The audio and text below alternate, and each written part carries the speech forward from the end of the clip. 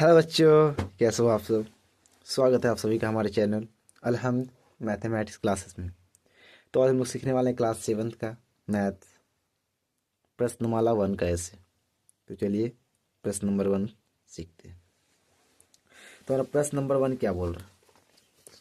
प्रश्न नंबर 1 बोल रहा है, पूर्णांकों के जोड़ का जो गुणधर्म प्रदर्शित होता है उसका नाम लिखने के लिए बोल रहा है। यानी पूर्णांकों का जोड़ने से जो गुणधर्म प्रदर्शित होता है उसका नाम लिखे। तो पहला प्रश्न हमारा ये, इसको हम मान लेते हैं, इसको मान लेते हैं b। तो पहला हमारा क्या है, a प्लस बी। अब इसको क्या है, अगला में क्रम यानी उधर जाने के बाद क्रम यानी उधर साइड जो है इसका क्रम बदला हुआ है। इसका क्रम पहले क्या है, b प्लस a। अब इसको देखते हैं, a प्लस बी दो पूर्णांकों का योग, यानी ये दो पूर्णांक है a प्लस बी का क्रम बदलने पर उसका मान में कोई परिवर्तन नहीं आता है, कोई परिवर्तन नहीं आता है। तो उसे क्या कहते हैं, उस गुणधर्म को कहते हैं क्रम विनिमय। तो ये क्या है, क्रम विनिमय नियम है। क्रम विनिमय, दो पूर्णांक ए प्लस बी, दो पूर्णांक है ए और बी, दो पूर्णांक है। उन दोनों का क्या होता है, जोड़ करने पर, क्रम बदलने पर और जोड़ करने पर एक दूसरे का मान में कोई परिवर्तन नहीं आता। जैसे 5 + 3 है तो 5 प्लस माइनस माइनस होगा, 3 कर देंगे बराबर -3 है प्लस 5 हो गया। 5 में से 3 जाएगा तो कितना हो जाएगा, 2 बचेगा बराबर 3 में से 5 गया 2। तो इसका क्रम जो बदल गया फिर भी इसका मान में कोई परिवर्तन नहीं हुआ, एलएचएस आरएचएस के बराबर है। तो ये नियम क्या कहलाता है, ये नियम है क्रम विनिमय नियम। क्रम विनिमय नियम उसको कहते हैं जिसमें कोई पूर्णांक दिया हुआ है उसका क्रम बदल जाने पर, जैसे पहले पहले 5 यहाँ था तो इधर क्या हो गया, बी प्लस हो गया, ए प्लस बी बराबर बी प्लस है। इसका क्रम बदल गया फिर भी एक इसका मान में कोई परिवर्तन नहीं आया। तो इसीलिए इसको क्या कहते हैं, क्रम विनिमय नियम कहते हैं। अब अगला सेकंड प्रश्न हमारा ये है। सेकंड प्रश्न ये हमारा क्या है, 3 पूर्णांक है, इसको ए मानते हैं, इसको बी मानते हैं, इसको सी मानते हैं। ए बी सी, पहला में क्या है, इस तरह से है, ए प्लस इंटू में क्या है, मान लीजिए बी प्लस सी मान लेते हैं इंटू में, इस तरह से। और ये हमारा क्या, पहला में ए है तो उधर जाने के बाद क्या हो गया, ए प्लस बी प्लस उसके बाद क्या हो गया, सी हो गया। तो इसका क्या क्रम बदल गया, इसका क्रम बदलने पर भी इसका मान में कोई परिवर्तन नहीं आएगा। तो अगर 3 पूर्णांक दिया हो रहा है तो यहाँ देखिए, यहाँ नियम देखिए, पहले सहचार नियम।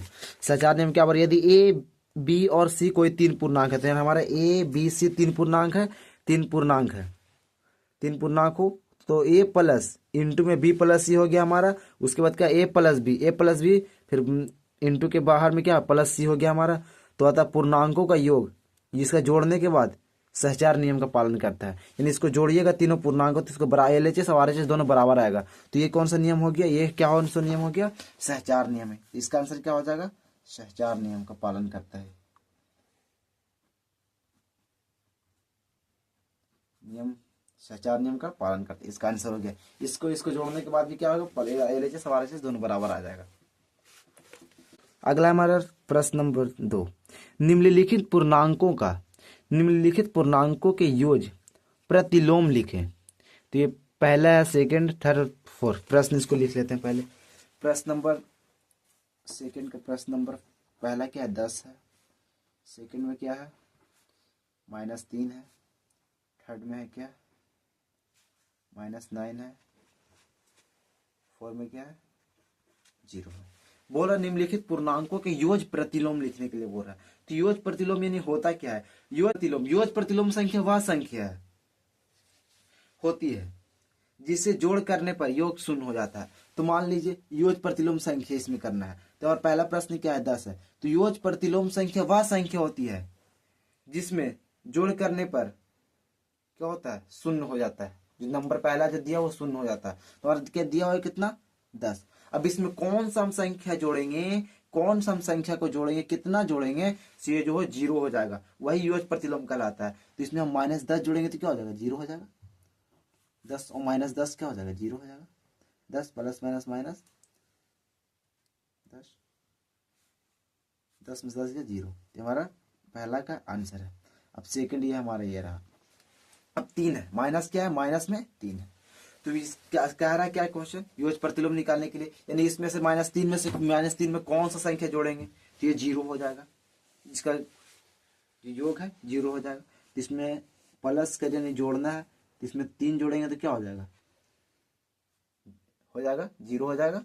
-3 है, -3 में अगर 3 जोड़ेंगे तो -3 में अगर 3 जोड़ेंगे तो क्या हो जाएगा, माइनस में है एक प्लस में, तो क्या हो जाएगा, माइनस प्लस क्या हो जाएगा, माइनस हो जाएगा। तो माइनस में 3 में 3 जाएगा तो 0 हमारा आंसर आ गया।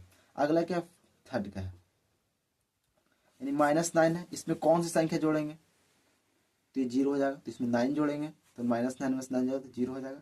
अगला 4 है, 0 है, 0 में 0 भी जोड़ देंगे, 0 में -0 भी जोड़ेंगे तो -0 कुछ भी जोड़े, 0 में क्या जोड़ेंगे, 0 में 0 जोड़ देंगे तो क्या हो जाएगा, 0 आ जाएगा आंसर। तो हमारा रहा प्रश्न नंबर थर्ड।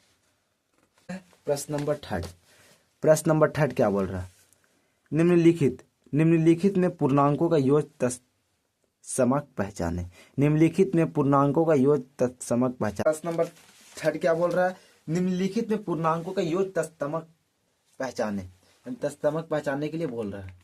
तो इसमें दिया हुआ ऑप्शन है 1, 0, -1, इनमें से कोई नहीं। तो इसमें से हमको पहचानना है। अब पहले ये जानेंगे योग तत्समक कहते किसके हैं, योग तत्समक किसको कहते हैं, वह संख्या जिससे किसी भी पूर्णांक संख्या में, मान लीजिए ऐसी संख्या जिसको किसी भी पूर्णांक संख्या में 4, 5, 6, 7 कुछ में भी जोड़ने पर उस संख्या का मान में कोई परिवर्तन नहीं आता है। जिस तरह से हम एक पूर्णांक संख्या लेते हैं, जिस तरह से बोल रहा कि वह संख्या जिससे किसी भी पूर्णांक संख्या, तो मान लीजिए 5 एक पूर्णांक संख्या ले लिया, उसमें